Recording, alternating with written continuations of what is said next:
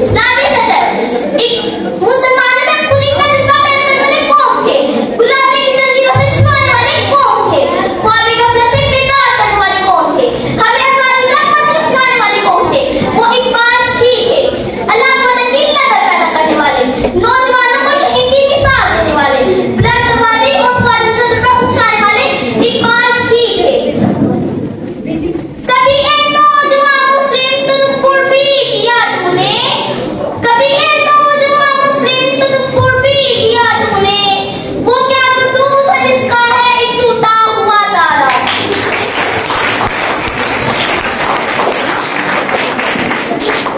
جناب صدر, اقبال نزدیک خودی خودداری کا نام ہے, یہ ذات کے عرفان کا نام ہے. ان کے نزدیک خودی کے پیغام میں اندیش ہونا ضروری ہے, لیکن آج کا مسلمان جس کا واسطہ دور دور تک خودی سے نہیں, آج بھی محنت کی بجائے بھیک پر گزارا کر رہا ہے, اپنے فاضل باعث شرم بنے ہوئے ہے, مغرب کی تہذیب کے درجے کو لا الہ الا اللہ کو بھول چکا ہے.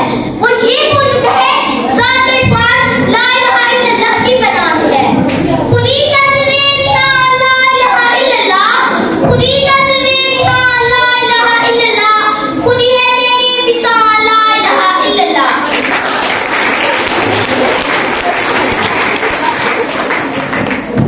جناب صدر, اقبال نے اپنی زندگی میں مسلمانوں کو ان کے افغان کی عظمت دفتہ اور شاندار واقعات لاتے تھے.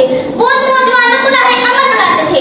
آج بھی مسلمانوں کو اپنے افغان کی قربانی کو یاد کرنے کی ضرورت ہے. آج یہ بات سمجھنے کی ضرورت ہے, ظالم کا کہ سر جھکانے سے بہتر ہے راہ حق پر کٹ جائے, اور جو قوم میں غلامی کو اپنا مقدس سمجھتی ہے وہ غلام ہی رہتی ہے, اور جو محنت اور سر خودی پر یقین رکھتی ہے وہ ایک دن ضرور کامیاب ہوتی ہے. تجھے اس قوم نے پالا ہے آغوش محبت میں, تجھے اس قوم نے پالا ہے آغوش محبت میں, کچل ڈالا تھا جس نے قوم میں تاج ستارہ.